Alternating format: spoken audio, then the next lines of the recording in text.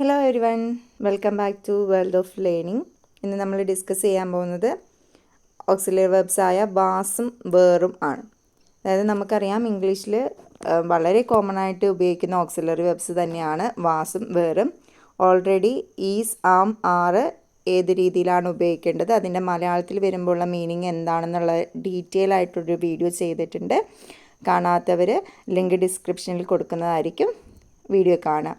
ഇന്ന് നമ്മൾ ഈ വീഡിയോയിൽ ഡിസ്കസ് ചെയ്യുന്നത് വാസിൻ്റെയും വേറിൻ്റെയും മീനിങ്ങും അത് ഏതൊക്കെ സാഹചര്യത്തിലാണ് ഉപയോഗിക്കേണ്ടത്, എന്തിൻ്റെയൊക്കെ ഒപ്പമാണ് ഉപയോഗിക്കേണ്ടത് എന്നൊക്കെ അനുസരിച്ചുള്ള ഒരു ഡീറ്റെയിൽഡ് വീഡിയോ ആണ്.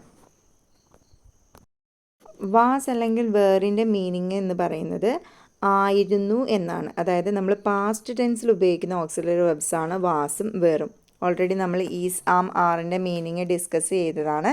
അതിൻ്റെ മീനിങ് എന്ന് പറയുന്നത് ആണ് എന്നാണ്. അതായത് പ്രസൻറ്റ് ടെൻസിൽ ഉപയോഗിക്കുന്ന ഓക്സിലറി വെർബാണ് ഈസും ആമും ആറും.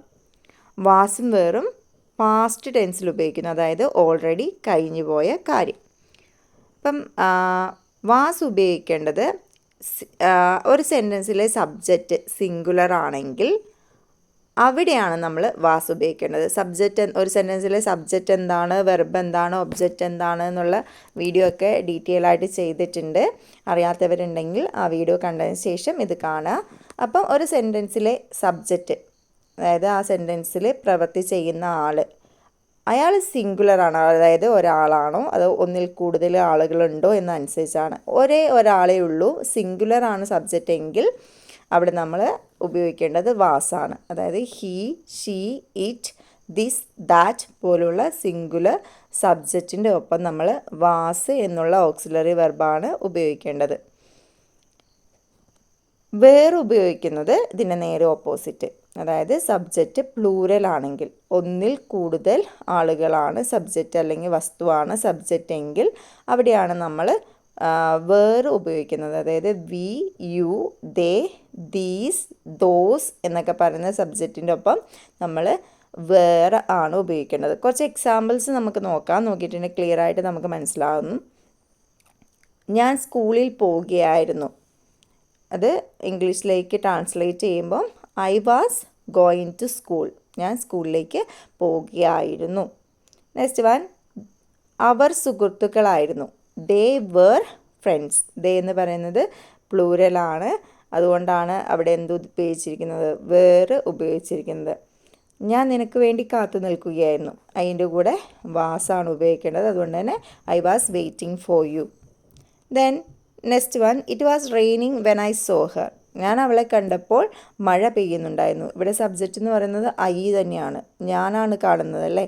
അപ്പം അവിടെ എന്താണ് വരിക, വാസ് എന്നുള്ളതാണ് വരിക. It was raining when I saw her. Then next one, I was alone there. ഞാൻ അവിടെ തനിച്ചായിരുന്നു. We were studying. We plural ആയതുകൊണ്ട് വേർ ഉപയോഗിച്ചിരിക്കുന്നു. ഞങ്ങൾ പഠിക്കുകയായിരുന്നു.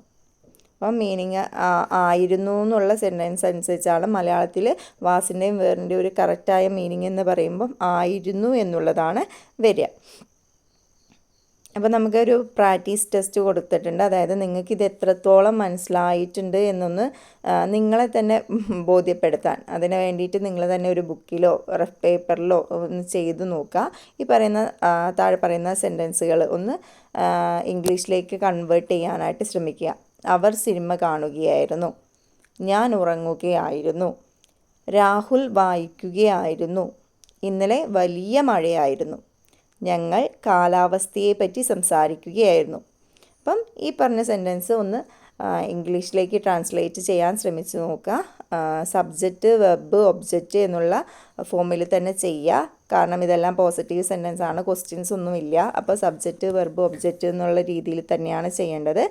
അപ്പോൾ സബ്ജക്റ്റ്, വെർബ്, ഒബ്ജക്റ്റ് എന്താണെന്ന് അറിയാത്തവരുണ്ടെങ്കിൽ ഒരു വീഡിയോ ഇതിന് മുമ്പേ ചെയ്തിട്ടുണ്ട്, അത് കാണുക. വീഡിയോ യൂസ്ഫുൾ ആയിട്ടുണ്ടെങ്കിൽ ലൈക്ക് ചെയ്യുക, ഷെയർ ചെയ്യുക, സബ്സ്ക്രൈബ് ചെയ്യുക. Thank you.